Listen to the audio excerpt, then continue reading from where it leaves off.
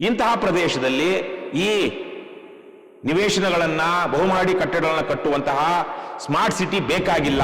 6,000 ಜನ ಕೃಷಿಕರು ಕೃಷಿ ಮಾಡ್ತಾ ಇದ್ದಾರೆ, ಜೀವನೋಪಾಯವನ್ನ ಕಂಡುಕೊಂಡಿದ್ದಾರೆ. ಈಗ ಅವರನ್ನೆಲ್ಲ ಅವರ ಜಮೀನುಗಳನ್ನೆಲ್ಲ ಕಿತ್ತುಕೊಂಡು ನಿವೇಶನಗಳಿಗೆ ಮನೆಗಳನ್ನ ಕಟ್ಟೋದಿಕ್ಕೆ ಬಳಸಬಾರದು. ಇದು ಕೃಷಿ ಭೂಮಿ, ರೈತರ ಭೂಮಿ. ನಾವು ಈ ಭೂಸ್ವಾಧೀನಕ್ಕೆ ಒಪ್ಪಿಕೊಳ್ಳೋದಿಲ್ಲ. ಹೋರಾಟ ಮತ್ತು ಹಠದ ಮಧ್ಯೆ ಯಾರು ಗೆಲ್ತಾರೆ? ವೀಕ್ಷಕರೇ ನಮಸ್ಕಾರ, ತಮಗೆ ದಿ ಫೈಲ್ ಎಕ್ಸ್ಪ್ಲೇನರ್ಗೆ ಸ್ವಾಗತ.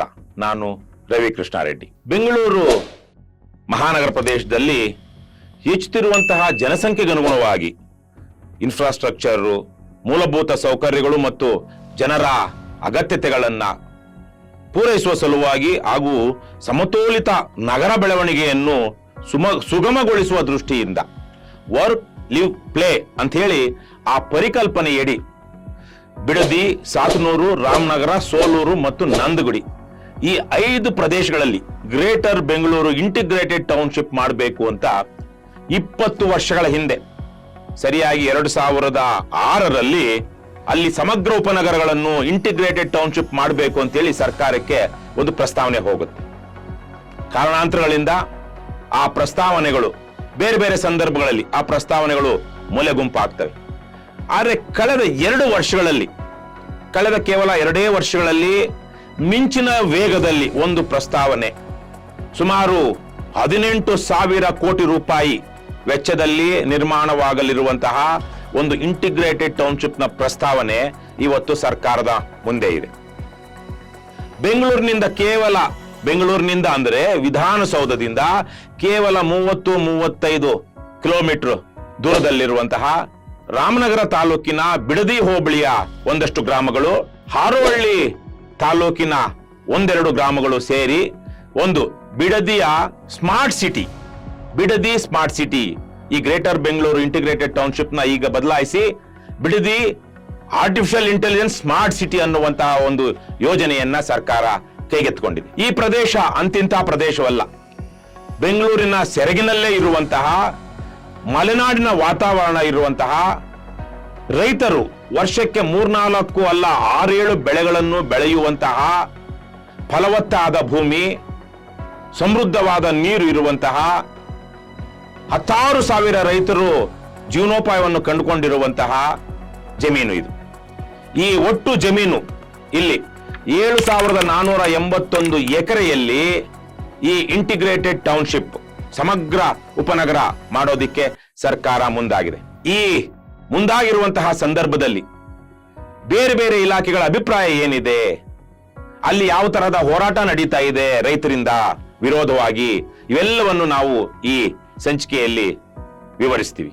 9 ಹಳ್ಳಿಗಳು, ಬಿಡದಿ ಹೋಬಳಿ ಮತ್ತು ಸಾತನೂರು ಹೋಬಳಿಯ 9 ಹಳ್ಳಿಗಳು, ಗೊಲ್ಲರಪಾಳ್ಯ, ಬೈರಮಂಗಲ, ಅರಳಾಳುಸಂದ್ರ, ಮಂಡಲಹಳ್ಳಿ, ಕಂಪೈನಪಾಳ್ಯ, ಕಂಚುಗಾರನಹಳ್ಳಿ, ಬನ್ನಿಗಿರಿ, ಹೊಸೂರು, ಒಡೆಯರಹಳ್ಳಿ, ಇಷ್ಟು 9 ಹಳ್ಳಿಗಳ 7,481 ಎಕರೆ 21 ಗುಂಟೆಯಲ್ಲಿ ಇವತ್ತು ಈ ಟೌನ್ಶಿಪ್ ತಲೆ ಎತ್ತಲಿದೆ. ಇದರಲ್ಲಿ ಮೊದಲಿಗೆ ಒಂದು ಸಂದರ್ಭದಲ್ಲಿ ಸುಮಾರು 2,000 ಎಕರೆ ಇಷ್ಟು ಭೂಮಿಯಲ್ಲಿ ಸರ್ಕಾರಿ ಭೂಮಿ ಇದೆ ಅಂತ ಹೇಳಲಾಗ್ತಿತ್ತು. ಇವತ್ತು ಏನಾಗ್ತಿದೆಯೋ ಗೊತ್ತಿಲ್ಲ. ನಮಗೆ ಸಿಕ್ಕಿರುವಂತಹ ದಿ ಫೈಲ್ಗೆ ಸಿಕ್ಕಿರುವಂತಹ ದಾಖಲೆಗಳಲ್ಲಿ ಒಟ್ಟಾರೆ ಸರ್ಕಾರಿ ಜಮೀನು ಈ 7,481 ಎಕರೆಯಲ್ಲಿ 830 ಎಕರೆ 37 ಗುಂಟೆ, ಅಂದರೆ ಸುಮಾರು 831 ಎಕರೆ ಇದೆ ಅಂತ ಹೇಳಲಾಗ್ತಾ ಇದೆ. ಇದನ್ನ ಹೊರತುಪಡಿಸಿ ಮಿಕ್ಕ 6,650 ಎಕರೆ ಖಾಸಗಿಯವರ ಸ್ವಾಧೀನದಲ್ಲಿದೆ, ಅವರ ಹೆಸರಿನಲ್ಲಿದೆ. ಸೊ ಇಷ್ಟು ನೀವು ಒಂದು ಕಲ್ಪನೆಯನ್ನ ಮಾಡ್ಕೊಳ್ಬೇಕು. ಬಹುಶಃ ನೀವೆಲ್ಲರೂ ಲಾಲ್ಬಾಗ್ ನೋಡಿರ್ತೀರಾ. ಅಲ್ಲಿ ಲಾಲ್ಬಾಗ್ ಸುಮಾರು 220-230 ಎಕರೆ ಇರುವಂತದ್ದು. ಸುತ್ತ ಕಾಂಪೌಂಡ್ ಹಾಕಿರೋದನ್ನೆಲ್ಲ ಹೋಗಿ ನೋಡ್ಬೇಕು ನೀವು. ಬಹಳ ವಿಶಾಲವಾದ ಪ್ರದೇಶ, ಬಹುಶಃ 1 ಸ್ಕ್ವೇರ್ ಕಿಲೋಮೀಟರ್ ಪ್ರದೇಶ ಲಾಲ್ಬಾಗ್ ಇರುವಂತಹದ್ದು. ಅಂತಹ 30 ಲಾಲ್ಬಾಗ್ಗಳು ಸೇರಿದ್ರೆ ಎಷ್ಟು ದೊಡ್ಡದಾಗುತ್ತೋ ಅಷ್ಟು ವಿಶಾಲವಾದ ಪ್ರದೇಶದಲ್ಲಿ ಇವತ್ತು ಈ ಸ್ಮಾರ್ಟ್ ಸಿಟಿಯನ್ನ ನಿರ್ಮಾಣ ಮಾಡಬೇಕು ಅಂತ ಸರ್ಕಾರ ವರ್ಕ್ ಲಿವ್ ಪ್ಲೇ ಅನ್ನುವ ಕಾನ್ಸೆಪ್ಟ್ ನಡಿಯಲ್ಲಿ ಇದನ್ನ ಮಾಡೋದಿಕ್ಕೆ ಮುಂದಾಗಿದೆ. ಇದರಲ್ಲಿ ಇಲ್ಲಿಯ ತನಕ ಹಲವಾರು ತೊಡಕುಗಳು ಬಂದಿವೆ. ರೈತರು ಹೋರಾಟ ಮಾಡ್ತಾ ಇದ್ದಾರೆ. ಕೆಲವರು ಪರಿಹಾರ ಸಾಲದು ಅಂತ, ಕೆಲವರು ಪರಿಹಾರ ಸಾಕು ತೆಗೆದುಕೊಳ್ಳಿ ಅಂತ, ಆದ್ರೆ ಬಹುಸಂಖ್ಯಾತ ರೈತರು ಇಲ್ಲ, ಇಂತಹ ಒಂದು ಮಲೆನಾಡಿನ ವಾತಾವರಣ ಇರುವಂತಹ, ನಾವು ವರ್ಷಕ್ಕೆ 5-6 ಬೆಳೆ ಬೆಳೆಯುವಂತಹ, ಈಗ ಉದಾಹರಣೆಗೆ ಅಲ್ಲಿ ರೇಷ್ಮೆ ಸಾಕಾಣಿಕೆ ನಡೀತಾ ಇದೆ, 1-1.5 ತಿಂಗಳಿಗೆಲ್ಲ ಒಂದು ಬೆಳೆ ಮುಗಿದೋಗುತ್ತೆ. ಹಾಗೆಯೇ ಬೇರೆ ಬೇರೆ ಸೊಪ್ಪು ತರಕಾರಿ ಬೆಳೆಯುವಂತವ್ರು ವರ್ಷಕ್ಕೆ 3-4 ಬೆಳೆಗಳನ್ನ ಬೆಳೆಯಬಹುದು. ತೆಂಗಿನ ತೋಟಗಳಿದೆ, ಮಾವಿನ ತೋಟಗಳಿದೆ, ಅಡಿಕೆ ತೋಟಗಳಿದೆ. ಇಂತಹ ಭೂಪ್ರದೇಶದಲ್ಲಿ ಅಲ್ಲಿ ಸುವರ್ಣಮುಖಿ ಮತ್ತು ವೃಷಭಾವತಿ ನದಿಗಳು ಪಕ್ಕದಲ್ಲೇ ಹರಿದು ಹೋಗೋದ್ರಿಂದಾಗಿ ಬಹಳ ಜಲಸಮೃದ್ಧಿ ಇದೆ. 150 ಅಡಿಗೆಲ್ಲ ಅಲ್ಲಿ ನೀರು ಸಿಗುತ್ತೆ ಅಂತ ರೈತರು ಹೇಳ್ತಾರೆ. ಇಂತಹ ಪ್ರದೇಶದಲ್ಲಿ ಈ ನಿವೇಶನಗಳನ್ನ, ಬಹುಮಹಡಿ ಕಟ್ಟಡಗಳನ್ನ ಕಟ್ಟುವಂತಹ ಸ್ಮಾರ್ಟ್ ಸಿಟಿ ಬೇಕಾಗಿಲ್ಲ, ಅದು ನಮ್ಮ ಜೀವನೋಪಾಯವನ್ನ ಕೊಲ್ಲುತ್ತೆ ಅಂತ ರೈತರು ಹೇಳ್ತಾ ಇದ್ದಾರೆ. ಆದರೂ ಸಹ ವಿಶೇಷವಾಗಿ ಉಪಮುಖ್ಯಮಂತ್ರಿ ಡಿ.ಕೆ. ಶಿವಕುಮಾರ್ ಅವರ ಮುತುವರ್ಜಿಯಿಂದಾಗಿ, ಎಲ್ಲರೂ ಹೇಳ್ತಿರುವಂತಹದ್ದು, ಅವರ ಮುತುವರ್ಜಿಯಿಂದಾಗಿ ಈ 7,481 ಎಕರೆ ವಿಸ್ತಾರದ ಜಮೀನಿನಲ್ಲಿ ಇವತ್ತು ಈ ಸ್ಮಾರ್ಟ್ ಸಿಟಿ ಬರಲಿದೆ. ಈಗ ಇರುವಂತಹ ಪ್ರಶ್ನೆ, ಇದು ಮೊದಲಿಗೆ ಎಷ್ಟು ಸಾವಿರ ಕೋಟಿ ರೂಪಾಯಿಗಳ ಪ್ರಾಜೆಕ್ಟ್ ಆಯಿತು? ಇದು ಆರಂಭದಲ್ಲಿ ಇದರ ಒಟ್ಟು ವೆಚ್ಚ 22,000 ಕೋಟಿ ರೂಪಾಯಿಗಳ ಪ್ರಾಜೆಕ್ಟ್ ಇದು ಅಂತ ಅಂದಾಜಿಸಿದ್ರು. ಆದರೆ FD ಫೈನಾನ್ಸ್ ಡಿಪಾರ್ಟ್ಮೆಂಟ್ಗೆ ಇದರ ಪ್ರಸ್ತಾವನೆಯನ್ನ ಸಲ್ಲಿಸಿದಾಗ ಅವರು ಒಂದಷ್ಟು ಬದಲಾವಣೆಗಳನ್ನ ಮಾಡಿ ಅಂತ ಹೇಳಿದ್ರು. ಏನದು ಬದಲಾವಣೆಗಳು? FDಗೆ ಕಳಿಸಿದಾಗ ಈ ಪ್ರಸ್ತಾವನೆಯಲ್ಲಿ ಭೂಸ್ವಾಧೀನದ ಖರ್ಚು 9,081 ಕೋಟಿ ಅಂತ ಹೇಳಲಾಗಿತ್ತು. ಇಲ್ಲಿ ಇವರು ಹೇಳ್ತಿರುವಂತಹದ್ದು 6,650 ಎಕರೆಯಲ್ಲಿ ಸುಮಾರು ಒಂದು 50% ಜನ ನಮಗೆ ದುಡ್ಡೇ, ಎಕರೆಗೆ ಸುಮಾರು 2-2.25 ಕೋಟಿ ರೂಪಾಯಿ ಪರಿಹಾರ ಕೊಡ್ತೀವಿ ಅಂತ ಸರ್ಕಾರ ಹೇಳಿದೆ. ಒಂದಷ್ಟು ಜನ ನಾವು ದುಡ್ಡೇ ತಗೊಳ್ತೀವಿ ಅಂತ ಹೇಳಿದ್ರೆ, ಇನ್ನೊಂದು ಅರ್ಧ ಜನ ನಮಗೆ ಅದು 40% ಏನು ಸರ್ಕಾರ ನಿಗದಿ ಮಾಡಿದೆ ಅಷ್ಟು ದುಡ್ಡು ಬೇಡ ಅನ್ನುವಂಥವ್ರಿಗೆ ಪರಿಹಾರದ ರೂಪದಲ್ಲಿ ಸೈಟ್ಗಳನ್ನ ಕೊಡಲಾಗುತ್ತೆ ಅಂತ ಏನ್ ಹೇಳಿದ್ಯೋ. ಹಾಗಾಗಿ ಅವರು ದುಡ್ಡನ್ನ ನಿರಾಕರಿಸಿ, ಪರಿಹಾರದ ಹಣವನ್ನು ನಿರಾಕರಿಸಿ, ಪರಿಹಾರದ ರೂಪದಲ್ಲಿ ಬರುವಂತಹ ಡೆವಲಪ್ಡ್ ಜಮೀನುಗಳನ್ನ ತೆಗೆದುಕೊಳ್ತೀವಿ, ಆ ಸೈಟ್ಗಳನ್ನ ತೆಗೆದುಕೊಳ್ತೀವಿ ಅಂತ ಹೇಳ್ತಾರೆ. ಹಾಗಾಗಿ ಕೇವಲ 50% ಅಷ್ಟು ಮಾತ್ರ ನಾವು ಪರಿಹಾರವನ್ನ ಕೊಡಬೇಕು 6,650 ಎಕರೆಯಲ್ಲಿ. ಈಗಾಗಲೇ ಹೇಳಿದ ಹಾಗೆ ಈ ಯೋಜನಾ ಪ್ರದೇಶದಲ್ಲಿ 830 ಎಕರೆ ಸರ್ಕಾರಿ ಜಮೀನಿದೆ. ಅದಕ್ಕೆ ಗೈಡೆನ್ಸ್ ವ್ಯಾಲ್ಯೂ ಏನಿದೆ ಅದರ 50% ಮಾತ್ರ ಸರ್ಕಾರಕ್ಕೆ ಭರಿಸಬೇಕು. ಅದು ಕೇವಲ 121 ಕೋಟಿ ರೂಪಾಯಿ ಆಗುತ್ತೆ. ಮಿಕ್ಕ 6,650 ಎಕರೆ 33 ಗುಂಟೆ ವಿಸ್ತೀರ್ಣದ ಖಾಸಗಿ ಜಮೀನುಗಳಲ್ಲಿ 50% ವಿಸ್ತೀರ್ಣಕ್ಕೆ ನಗದು ಪರಿಹಾರ ಪಾವತಿಸಬೇಕಾದಲ್ಲಿ ಅವಶ್ಯವಿರುವ 8,959 ಕೋಟಿಗಳು ಸೇರಿದಂತೆ ಒಟ್ಟು 9,081 ಕೋಟಿಯನ್ನ ಅವರು ಅಂದಾಜಿಸ್ತಾರೆ. ಮಿಕ್ಕ 50% ಜಮೀನನ್ನ ಅವರು ಭೂಮಾಲೀಕರಿಗೆ, 1 ಎಕರೆಗೆ ವಸತಿ ನಿವೇಶನಗಳಾಗಿದ್ರೆ 9,693 ಚದರ ಅಡಿಗಳನ್ನ, ವಾಣಿಜ್ಯ ನಿವೇಶನಗಳಾಗಿದ್ರೆ 8,723 ಚದರ ಅಡಿಯನ್ನ ನಾವು ಪರಿಹಾರ ರೂಪದಲ್ಲಿ ಕೊಡ್ತೀವಿ ಅಂತ ಈ ಪ್ರಸ್ತಾವನೆಯಲ್ಲಿ ಹೇಳಿರ್ತಾರೆ. ಈ ಲ್ಯಾಂಡ್ ಅಕ್ವಿಸಿಷನ್ ಕಾಸ್ಟ್ ಅದು 9,081 ಕೋಟಿ ರೂಪಾಯಿ ಆಗುತ್ತೆ. ಆ ಇಡೀ 7,400 ಚಿಲ್ಲರೆ ಎಕರೆ ಜಾಗವನ್ನ ಸಮತಟ್ಟು ಮಾಡಿ, ರಸ್ತೆಗಳನ್ನ ನಿರ್ಮಾಣ ಮಾಡಿ, ಚರಂಡಿಗಳನ್ನ ನಿರ್ಮಾಣ ಮಾಡಿ, ಅಲ್ಲಿ ಲೇಔಟ್ ಡೆವಲಪ್ ಮಾಡೋದಿಕ್ಕೆ 6,580 ಕೋಟಿ ಖರ್ಚು ಬೀಳುತ್ತೆ. ಇವೆಲ್ಲ ಕೆಲಸಗಳನ್ನ ಮಾಡ್ತಾ ಇರೋವಾಗ, ಈ ಲೇಔಟ್ ಡೆವಲಪ್ ಮಾಡ್ತಿರೋವಾಗ 2,443 ಕೋಟಿ ರೂಪಾಯಿಗಳನ್ನ ನಾವು ಏನು ಸಾಲವಾಗಿ ಪಡೆದಿರ್ತೀವಿ ಬೇರೆ ಬೇರೆ ಮೂಲಗಳಿಂದ, ಅದಕ್ಕೆ ಬಡ್ಡಿಯ ರೂಪದಲ್ಲಿ ಕೊಡಬೇಕಾಗುತ್ತೆ. ಮತ್ತೆ ಈ ರೀಪೇಮೆಂಟ್, ಒಟ್ಟಾರೆಯಾಗಿ ಈ ಸಾಲದ ಮರುಪಾವತಿ ಏನಿರುತ್ತೆ ಸಂಪೂರ್ಣ ಅವಧಿಯ ಸಂದರ್ಭದಲ್ಲಿ ಸುಮಾರು 3,897 ಕೋಟಿ ರೂಪಾಯಿಯನ್ನ ನಾವು ಬಡ್ಡಿಯಾಗಿ ಕಟ್ಟಬೇಕಾಗುತ್ತೆ ಅಂತೇಳಿ ಒಟ್ಟು 22,001 ಕೋಟಿ ರೂಪಾಯಿಯ ಒಟ್ಟು ಅಂದಾಜು ಮೊತ್ತ ಇದು ಅಂತೇಳಿ ಸರ್ಕಾರ ಪ್ರಸ್ತಾವನೆ, ನಗರಾಭಿವೃದ್ಧಿ ಇಲಾಖೆ ಸರ್ಕಾರದ ವಿವಿಧ ಇಲಾಖೆಗಳಿಗೆ ಪ್ರಸ್ತಾವನೆ ಸಲ್ಲಿಸುತ್ತೆ. ಅದರಲ್ಲಿ ಮುಖ್ಯವಾಗಿ ಮುಖ್ಯಮಂತ್ರಿ ಸಿದ್ದರಾಮಯ್ಯನವರ ಹಣಕಾಸು ಇಲಾಖೆಯ ಅಭಿಪ್ರಾಯ ಬಹಳ ಗಂಭೀರವಾಗಿ ಕೆಲವೊಂದು ಪ್ರಶ್ನೆಗಳನ್ನ ಎತ್ತೋದ್ರ ಮೂಲಕ ನೀಡುತ್ತೆ. ಇದರಲ್ಲಿ ಈ 22,000 ಕೋಟಿ ರೂಪಾಯಿಯ ಪ್ರಾಜೆಕ್ಟ್ ಅಲ್ಲಿ ಇಂಟ್ರೆಸ್ಟ್ ಡ್ಯೂರಿಂಗ್ ರೀಪೇಮೆಂಟ್ ಅಂದ್ರೆ ಸಾಲದ ಮರುಪಾವತಿ ಮಾಡುತ್ತಿರುವಂತಹ ಅವಧಿಯಲ್ಲಿ ಏನು ಬಡ್ಡಿ ಕಟ್ಟಬೇಕಾಗಿದೆ ಆ 3,897 ಕೋಟಿ ರೂಪಾಯಿಯನ್ನ ಈ ಅಂದಾಜು ವೆಚ್ಚದಿಂದ ಹೊರಗಿಡಿ. ಯಾಕೆ ಅಂದ್ರೆ ಅದು ಆಪರೇಷನಲ್ ಎಕ್ಸ್ಪೆನ್ಸಸ್, ಕಾರ್ಯಾಚರಣೆ ಮಾಡ್ತಿರುವಂತಹ ಸಂದರ್ಭದಲ್ಲಿ ಆಗುವಂತಹ ಖರ್ಚು ವೆಚ್ಚ ಅಥವಾ ಬಡ್ಡಿ, ಹಾಗಾಗಿ ಅದನ್ನ ಆವತ್ತಿಗೆ ಬರುವಂತಹ ಫ್ಯೂಚರ್ ಭವಿಷ್ಯದಲ್ಲಿ ಬರುವಂತಹ ಆದಾಯದ ಮೂಲಗಳಿಂದಲೇ ಅದನ್ನ ತೀರಿಸಬಹುದು. ಹಾಗಾಗಿ ಈ ಒಟ್ಟಾರೆ ಯೋಜನಾ ವೆಚ್ಚದಲ್ಲಿ ಅದನ್ನ ಸೇರಿಸಬಾರದು ಅಂತ ಹೇಳ್ತಾರೆ. ಎರಡನೇದಾಗಿ ಇದು ಸರ್ಕಾರಕ್ಕೆ ಸಾಕಷ್ಟು ಹೊರೆ ಬೀಳುತ್ತೆ ಈ ಯೋಜನೆಯಿಂದ. ಹಾಗಾಗಿ ಇದನ್ನ ಹಂತ ಹಂತವಾಗಿ ಇಂಪ್ಲಿಮೆಂಟ್ ಮಾಡುವಂತಹ ರೀತಿಯಲ್ಲಿ public private partnership PPP model ಅಲ್ಲಿ ಮಾಡಿ ಅಂತ ಹೇಳ್ತಾರೆ. ಜೊತೆಗೆ ಸರ್ಕಾರ ಗ್ಯಾರಂಟಿ ಕೊಡೋದ್ರ ಬದಲಿಗೆ ನೀವು ಅಕ್ವೈರ್ ಮಾಡ್ಕೊಂಡಾದ್ಮೇಲೆ ಅದನ್ನ ಅಡ ಇಟ್ಟು ಅದರಿಂದ ಸಾಲ ತೆಗೆದುಕೊಳ್ಳಿ ಅಂತಲೂ ಒಂದು ಸಜೆಷನ್ ಕೊಡ್ತಾರೆ. ಜೊತೆಗೆ ಫೇಸ್ಡ್ ಇಂತಹ ಒಂದು ದೊಡ್ಡ ಪ್ರಾಜೆಕ್ಟ್ ಆಗಿರೋದ್ರಿಂದ ಹಣಕಾಸು ಶಿಸ್ತನ್ನ ಕಾಪಾಡಿಕೊಳ್ಳೋದಿಕ್ಕೆ ಮತ್ತೆ ಭವಿಷ್ಯದಲ್ಲಿ ಮಾರುಕಟ್ಟೆಯಲ್ಲಿ ಆಗುವಂತಹ ಏರುಪೇರುಗಳನ್ನ ತಡ್ಕೊಳ್ಳೋದಿಕ್ಕಾಗಿ ಇದನ್ನ ಹಂತ ಹಂತವಾಗಿ ಅನುಷ್ಠಾನ ಮಾಡಿ ಅಂತ ಹೇಳ್ತಾರೆ. ಅದರ ಜೊತೆ ಕೊನೆಯಲ್ಲಿ ಸೀಡ್ ಫಂಡಿಂಗ್ ಏನ್ ಇವ್ರು ಕೇಳ್ತಾ ಇದ್ದಾರೆ 2443 ಕೋಟಿ as direct government grant or seed money ಅಂತ ಹೇಳ್ತಾ ಇದ್ದಾರೆ. ಅದನ್ನ ಕೊಡೋದಿಕ್ಕೆ ಆಗೋದಿಲ್ಲ. there is no budget provision for such investments and given the fiscal constraints it will not be possible to support such a request. ಅಂದ್ರೆ ನೀವೇನು ಈ ಡೆವಲಪ್ ಮಾಡೋದಕ್ಕೆ ಸರ್ಕಾರ ಸೀಡ್ ಮನಿ ಒಂದು 2443 ಕೋಟಿ ಕೊಡಬೇಕು ಅಂತ ಕೇಳ್ತಾ ಇದ್ದಾರೆ. ಅದನ್ನ ಕೊಡೋದಿಕ್ಕೆ ಸಾಧ್ಯ ಇಲ್ಲ. ಈಗ ಹಣಕಾಸಿನ ಪರಿಸ್ಥಿತಿ ಸರಿ ಇಲ್ಲ.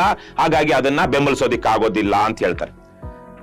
ಇಷ್ಟೆಲ್ಲ ಗಂಭೀರವಾದ ಅಭಿಪ್ರಾಯಗಳನ್ನ ಅಥವಾ ಅಸಮ್ಮತಿಯನ್ನ ಫೈನಾನ್ಸ್ ಡಿಪಾರ್ಟ್ಮೆಂಟ್ ಹಣಕಾಸು ಇಲಾಖೆ ಕೊಟ್ಟ ಮೇಲೆ ಇವರು ನಗರಾಭಿವೃದ್ಧಿ ಇಲಾಖೆಯವರು ಒಂದಷ್ಟು ಬದಲಾವಣೆಗಳನ್ನ ಮಾಡ್ಕೊಳ್ತಾರೆ. ಅದರಲ್ಲಿ ಅವ್ರು ಹೇಳೋದೇನು ಅಂದ್ರೆ ಇದು ಯಾವುದೇ ಕಾರಣಕ್ಕೂ ಇದನ್ನ ನಾವು PPP ಮಾಡೋದಿಕ್ಕಾಗೋದಿಲ್ಲ. ಇದಾದ ನಂತರ ಹಣಕಾಸು ಇಲಾಖೆಯ ಅಸಮ್ಮತಿಯನ್ನ ಕೆಲವೊಂದು ವಿಚಾರಗಳಲ್ಲಿ ಪರಿಗಣಿಸಿ ನಗರಾಭಿವೃದ್ಧಿ ಇಲಾಖೆಯು ಕೆಲವೊಂದು ಬದಲಾವಣೆಗಳನ್ನ ತನ್ನ ಯೋಜನೆಯಲ್ಲಿ ಮಾಡಿಕೊಳ್ಳುತ್ತೆ. ಆ ಮೂಲಕ ಇದು PPP ಮಾಡೆಲ್ ಬೇಡ, ಈಗಾಗಲೇ EPC ಮಾಡೆಲ್ಗೆ ಆರ್ಥಿಕ ಇಲಾಖೆ ಅನುಮೋದನೆ ಕೊಟ್ಟಿರೋದ್ರಿಂದ ಆ ಮಾಡೆಲ್ ಅಲ್ಲೇ ಹೋಗೋಣ ಅಂತ ಹೇಳುತ್ತೆ. ಹಾಗೇನೆ ಆರ್ಥಿಕ ಇಲಾಖೆ ಅಭಿಪ್ರಾಯದಲ್ಲಿ 9,011 ಕೋಟಿ ಸಾಲಕ್ಕೆ ಸಂಬಂಧಿಸಿದಂತೆ ಹುಡ್ಕೋ ಸಂಸ್ಥೆ ಏನ್ ಗ್ಯಾರಂಟಿ ಇಲ್ಲದೆ 5,500 ಕೋಟಿ ಕೊಡ್ತಾ ಇದೆ, ಅದನ್ನ ಸರ್ಕಾರದ ಗ್ಯಾರಂಟಿಯನ್ನ ಕಡಿಮೆಗೊಳಿಸುವ ಸಲುವಾಗಿ GBDA ಅಂದ್ರೆ ಗ್ರೇಟರ್ ಬೆಂಗಳೂರು ಡೆವಲಪ್ಮೆಂಟ್ ಅಥಾರಿಟಿ ಅವಕಾಶವನ್ನ ಬಳಸಿಕೊಂಡು 5,050 ಕೋಟಿ ಮೊತ್ತವನ್ನ ಸರ್ಕಾರದ ಗ್ಯಾರಂಟಿ ಇಲ್ಲದೆ ಪಡಿಬೇಕು. ಮತ್ತೆ ಉಳಿಕೆ 3,961 ಕೋಟಿ ಮೊತ್ತ ಮಾತ್ರ ಅದಕ್ಕೆ ಮಾತ್ರ ಸರ್ಕಾರದ ಗ್ಯಾರಂಟಿಗೆ ಒಳಪಡಬೇಕು ಅಂತ ಬದಲಾವಣೆ ಮಾಡಿಕೊಳ್ಳುತ್ತೆ. ಇವೆಲ್ಲ ಮಾಡಿಕೊಂಡು ಹಣಕಾಸು ಇಲಾಖೆ ಎತ್ತಿದ್ದಂತಹ ಕೆಲವೊಂದು ಗಂಭೀರವಾದ ಅಂಶಗಳನ್ನ ಪರಿಗಣಿಸಿ ಅಥವಾ ಅದನ್ನ ತಮಗೆ ಬೇಕಾದ ರೀತಿಯಲ್ಲಿ ಬಗ್ಗಿಸಿಕೊಂಡು ಈಗ ಅಂತಿಮವಾಗಿ ಈ ಯೋಜನೆಯನ್ನ 18,104 ಕೋಟಿಗೆ ಇಳಿಸಿದ್ದಾರೆ. ಅಂದ್ರೆ ಆ 3,900 ಕೋಟಿ ಏನು ಸಾಲ ಮರುಪಾವತಿ ಅವಧಿಯಲ್ಲಿ ಕಟ್ಟಬೇಕಾದಂತ ಬಡ್ಡಿ ಇತ್ತೋ ಅದನ್ನ ಮಾತ್ರ ಕೈಬಿಟ್ಟು 22,000 ಕೋಟಿ ರೂಪಾಯಿಯ ಯೋಜನೆಯನ್ನ ಈಗ 18,104 ಕೋಟಿ ಅಂತ ಪರಿಗಣಿಸಿದ್ದಾರೆ. ಇದರಲ್ಲಿ ಯೋಜನೆಯ ಬಹುಪಾಲು ವೆಚ್ಚ ಭೂಸ್ವಾಧೀನ ಮತ್ತು ಭೂಮಾಲಕರಿಗೆ ಕೊಡುವ ಪರಿಹಾರಕ್ಕೆ ಸೇರಿರುತ್ತೆ. ಇದನ್ನ PPPಯಲ್ಲಿ ತೆಗೆದುಕೊಳ್ಳೋದಿಕ್ಕಾಗೋದಿಲ್ಲ. ಸರಿ, 22,000 ಕೋಟಿ ರೂಪಾಯಿ ಇದ್ದಂತಹ ಅಂದಾಜು ವೆಚ್ಚ ಈಗ ಸುಮಾರು 18,000 ಕೋಟಿ ರೂಪಾಯಿಗೆ ಇಳಿದಿದೆ. 7,481 ಎಕರೆ ವಿಸ್ತೀರ್ಣದಲ್ಲಿ ಈ ಬಿಡದಿ ಟೌನ್ಶಿಪ್ ನ ಪ್ಲಾನ್ ಮಾಡಲಾಗಿದೆ. ಅಲ್ಲಿ 16,000 ಜನ ಕೃಷಿಕರು ಕೃಷಿ ಮಾಡ್ತಾ ಇದ್ದಾರೆ, ಜೀವನೋಪಾಯವನ್ನ ಕಂಡುಕೊಂಡಿದ್ದಾರೆ. ಈಗ ಅವರನ್ನೆಲ್ಲ ಅವರ ಜಮೀನುಗಳನ್ನೆಲ್ಲ ಕಿತ್ತುಕೊಂಡು ಅದರಲ್ಲೂ ಸುಮಾರು 800 ಎಕರೆ ಸರ್ಕಾರಿ ಭೂಮಿಯನ್ನು ಈ ಯೋಜನೆಗೆ ಒಳಪಡಿಸಿ ಅದಕ್ಕೆ ಕೇವಲ 120 ಕೋಟಿ ರೂಪಾಯಿ ಅಷ್ಟು 800 ಎಕರೆ ಜಮೀನಿಗೆ ಸರ್ಕಾರಿ ಜಮೀನಿಗೆ ಭರಿಸ್ತಾ ಇರುವಂತಹ ಪರಿಹಾರ. ಇಷ್ಟೆಲ್ಲ ಮಾಡಿ ಅಂತಿಮವಾಗಿ ಯೋಜನೆಯಿಂದ ಆಗುವಂತಹ ಲಾಭಗಳೇನು? ಅವ್ರ ಪ್ರಕಾರ ಅನುಷ್ಠಾನಗೊಂಡ ತರುವಾಯ ನಿವೇಶನಗಳ ಮಾರಾಟದಿಂದ 22,654 ಕೋಟಿಗಳ ಆದಾಯವನ್ನ ನಿರೀಕ್ಷಿಸಿದೆ. ಅಂದರೆ ಒಟ್ಟು ಪ್ರಾಧಿಕಾರಕ್ಕೆ ಆಗ ಹಿಂದಿನ ಯೋಜನೆಯ ಪ್ರಕಾರ 653 ಕೋಟಿಗಳ ನಿವ್ವಳ ಆದಾಯ. ಅಂದರೆ ಬಡ್ಡಿಯನ್ನೂ ಸೇರಿಸಿ ಡೆವಲಪ್ಮೆಂಟ್ ಆಪರೇಷನಲ್ ಪೀರಿಯಡ್ ಅಲ್ಲಿ ಸಾಲ ಮರುಪಾವತಿ ಲೋನ್ ರೀಪೇಮೆಂಟ್ ಪೀರಿಯಡ್ ಅಲ್ಲಿ ಕಟ್ಟಬೇಕಾದಂತ ಬಡ್ಡಿಯನ್ನು ಸೇರಿಸಿದ್ರೆ ಕೇವಲ 653 ಕೋಟಿ ರೂಪಾಯಿಗಳ ಆದಾಯ ಬರುತ್ತೆ. ಇತರೆ ಆದಾಯ ಮೂಲಗಳಾದ ಆಸ್ತಿ ತೆರಿಗೆ ಮತ್ತು ಪ್ರೀಮಿಯಂ FAR ಮುಖೇನ 15 ವರ್ಷಗಳ ಅವಧಿಯವರೆಗೆ ಬರುವ ಒಟ್ಟು ಆದಾಯ 33,562 ಕೋಟಿ ಎಂದು ಅಂದಾಜಿಸಲಾಗಿದೆ. ಅಂದ್ರೆ ಮುಂದಿನ ಈ ಯೋಜನೆಯ ದಿನಗಳಲ್ಲಿ 15-20 ವರ್ಷಗಳ ಕಾಲದಲ್ಲಿ ಇದರ ಒಟ್ಟು ಆದಾಯ 33,652 ಕೋಟಿ ಬರುತ್ತೆ. ಅದರಲ್ಲಿ ಖರ್ಚನೆ ಸುಮಾರು 22-23 ಸಾವಿರ ಕೋಟಿ ಆಗುತ್ತೆ. ಅಂದ್ರೆ ಉಳಿಯೋದೆಷ್ಟು 12,000 ಕೋಟಿ ರೂಪಾಯಿ ಆದಾಯ. ಅಂದ್ರೆ ವರ್ಷಕ್ಕೆ ಒಂದು 500ರಿಂದ 1,000 ಕೋಟಿ ರೂಪಾಯಿ ಇದು ಪರೋಕ್ಷ ಮೂಲಗಳಿಂದ, ಆಸ್ತಿ ತೆರಿಗೆ, FAR ಈ ತರಗಳಿಂದ ಬರುತ್ತೆ ಅಂತ ಹೇಳ್ತಾ ಇದ್ದಾರೆ. ಈಗ ಈ ವಿಚಾರವಾಗಿ ಸ್ಥಳೀಯ ರೈತರು ಏನ್ ಹೇಳ್ತಾ ಇದ್ದಾರೆ? ಸ್ಥಳೀಯ ರೈತರು ಈ ಯೋಜನೆಗೆ ಬಹುತೇಕರು ವಿರುದ್ಧವಾಗಿದ್ದಾರೆ. ಅಲ್ಲಿ ಸುವರ್ಣಮುಖಿ ಮತ್ತು ವೃಷಭಾವತಿ ನದಿ ಹರಿತಿರುವ ಕಾರಣದಿಂದಾಗಿ ಕೇವಲ 150-200 ಅಡಿಗೆನೆ ಸಮೃದ್ಧವಾಗಿ ನೀರು ಬೋರ್ವೆಲ್ಗಳಲ್ಲಿ ಸಿಗ್ತಾ ಇದೆ. ಅಲ್ಲಿ ಟೊಮೆಟೊ ಬೆಳೀತಾ ಇದ್ದಾರೆ, ಬದನೆಕಾಯಿ ಬೆಳೀತಾ ಇದ್ದಾರೆ, ತೆಂಗಿನ ತೋಟಗಳಿವೆ, ಅಡಿಕೆ ತೋಟಗಳಿವೆ, ಮಾವಿನ ತೋಪುಗಳಿವೆ, ಹೈನುಗಾರಿಕೆ ಇದೆ, ರೇಷ್ಮೆ ಸಾಕಾಣಿಕೆ ಇದೆ. ಬಹುತೇಕ ಕೃಷಿಕರು ಅಲ್ಲಿನವರು ಸ್ಥಿತಿವಂತರು ಮತ್ತು ಪ್ರಗತಿಪರ ರೈತರು ತಮ್ಮ ಸಮೃದ್ಧವಾದ ನೆಲವನ್ನ ಈ ತರಹದ ಒಂದು ನಿವೇಶನಗಳಿರುವಂತಹ ವಾಣಿಜ್ಯ ವ್ಯವಹಾರಗಳಿಗೆ, ನಿವೇಶನಗಳಿಗೆ, ಮನೆಗಳನ್ನ ಕಟ್ಟೋದಿಕ್ಕೆ ಬಳಸಬಾರದು. ಇದು ಕೃಷಿ ಭೂಮಿ, ರೈತರ ಭೂಮಿ, ನಾವು ಈ ಭೂಸ್ವಾಧೀನಕ್ಕೆ ಒಪ್ಕೊಳ್ಳೋದಿಲ್ಲ ಅಂತ ಹೇಳಿ ಸುಮಾರು 425 ದಿನಗಳಿಂದ 15 ತಿಂಗಳುಗಳಿಂದ ರೈತರಲ್ಲಿ ಬಿಡದಿ ಹೋಬಳಿಯ ಬೈರಮಂಗಲ ಅನ್ನುವಂತಹ ಗ್ರಾಮದಲ್ಲಿ ನಿರಂತರ ಪ್ರತಿಭಟನೆಯಲ್ಲಿ ತೊಡಗಿದ್ದಾರೆ. ಒಂದು ಕಡೆ ರೈತರ ವಿರೋಧ, ಇನ್ನೊಂದು ಕಡೆ ಈ ಪ್ರಾಜೆಕ್ಟ್ ಇಂದ ಆಗುವಂತಹ ಲಾಭ ಏನಿದೆ ಅನ್ನುವಂತಹದ್ದು. ಇವೆಲ್ಲದರ ಮಧ್ಯೆಯೂ ಇಲ್ಲ, ಈ ಪ್ರಾಜೆಕ್ಟ್ ನ ನಾವು ಇಂಪ್ಲಿಮೆಂಟ್ ಮಾಡಲೇಬೇಕು ಅಂತೇಳಿ ಒಂದಷ್ಟು ಪ್ರಭಾವಶಾಲಿ ರಾಜಕಾರಣಿಗಳು, ವಿಶೇಷವಾಗಿ ಉಪಮುಖ್ಯಮಂತ್ರಿ DK ಶಿವಕುಮಾರ್ ಅವರು ಸೇರಿದಂತೆ ಈ ಯೋಜನೆಯನ್ನ ಇಂಪ್ಲಿಮೆಂಟ್ ಮಾಡಲೇಬೇಕು ಅನ್ನುವಂತಹ ಹಠಕ್ಕೆ ಬಿದ್ದಿದ್ದಾರೆ. ಈ ಹೋರಾಟ ಮತ್ತು ಹಠದ ಮಧ್ಯೆ ಯಾರು ಗೆಲ್ತಾರೆ, ಮತ್ತೆ ಈ ಪ್ರಾಜೆಕ್ಟ್ ಇಂದ ಸಾಧಕ ಬಾಧಕಗಳೇನು? ಇನ್ನೂ ಒಂದು ವಿಚಾರ, ಈ ಪ್ರಾಜೆಕ್ಟ್ ಇಂದಾಗಿ ಆಗುವಂತ ಪರಿಸರದ ಮೇಲೆ ಆಗಲಿ, ಸಾಮಾಜಿಕ ಬದುಕಿನ ಮೇಲೆ ಆಗಲಿ ಆಗುವಂತ ಪರಿಣಾಮಗಳ ಬಗ್ಗೆ ಯಾವುದೇ ರೀತಿಯ ಅಧ್ಯಯನ ನಡೆಸಿಲ್ಲ. ಇಷ್ಟೆಲ್ಲ ವಿಚಾರಗಳಿದೆ. ಈಗ ಹೋರಾಟ ಗಟ್ಟಿ ಆಗ್ತಾ ಇದೆ. ಈ ಸಂದರ್ಭದಲ್ಲಿ ಸರ್ಕಾರ ಯಾವ ರೀತಿ ತೀರ್ಮಾನ ತೆಗೆದುಕೊಳ್ಳುತ್ತೆ ಅನ್ನೋದನ್ನ ಕಾದು ನೋಡಬೇಕಾಗಿದೆ. ಈ ವಿಚಾರವಾಗಿ ಮುಂದಿನ ಬೆಳವಣಿಗೆಗಳನ್ನ ನೋಡಿಕೊಂಡು ಮತ್ತಷ್ಟು ವಿಷಯಗಳೊಂದಿಗೆ ಆ ಬೆಳವಣಿಗೆಗಳಾದಂತಹ ಸಂದರ್ಭದಲ್ಲಿ ಬರ್ತೀವಿ. ಅಲ್ಲಿವರೆಗೂ ನಮಸ್ಕಾರ. ಇವತ್ತು ನಾನು ನಿಮ್ಮಲ್ಲಿ ಒಂದು ಮನವಿ ಮಾಡ್ತಾ ಇದ್ದೀನಿ. ದಿ ಫೈಲ್ ಕಳೆದ 3 ವರ್ಷಗಳಿಂದ ಯಾರ ಮುಲಾಜಿಗೂ ಒಳಗಾಗದೆ ನಿಷ್ಪಕ್ಷಪಾತವಾಗಿ ತನಿಖಾ ವರದಿಗಳನ್ನ ನಿಮ್ಮ ಮುಂದೆ ಇಡ್ತಾ ಇದೆ. ಕೋವಿಡ್ ಹಗರಣ ಆಗಿರ್ಬೋದು, ಶಿಕ್ಷಕರ ನೇಮಕಾತಿಯಲ್ಲಿನ ಅಕ್ರಮವಾಗಿರ್ಬೋದು, ಸರ್ಕಾರದ ಹಲವಾರು ಭ್ರಷ್ಟಾಚಾರಗಳನ್ನ ದಾಖಲೆ ಸಮೇತ ಬಯಲು ಮಾಡ್ತಾ ಇದೆ. ನಮ್ಮ ಈ ವರದಿಗಳನ್ನ ಆಧರಿಸಿ ತನಿಖಾ ಆಯೋಗಗಳು ರಚನೆ ಆಗಿದೆ.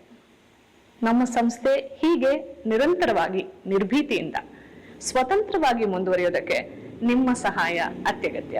ಹಾಗಾಗಿ ನನ್ನ ಮನವಿ, ಡಿಸ್ಕ್ರಿಪ್ಷನ್ ಬಾಕ್ಸ್ ನಲ್ಲಿರುವಂತಹ ಲಿಂಕ್ ಬಳಸಿ ಅಥವಾ ಈ ವಿಡಿಯೋದಲ್ಲಿ QR ಕೋಡ್ ನ ಸ್ಕ್ಯಾನ್ ಮಾಡಿ ನಿಮ್ಮ ಕೈಲಾದಷ್ಟು ಹಣ ಡೊನೇಟ್ ಮಾಡಿ. ಈ ಮೂಲಕ ಸ್ವತಂತ್ರ ಪತ್ರಿಕೋದ್ಯಮವನ್ನ ಬೆಂಬಲಿಸಿ. ನಮಸ್ಕಾರ.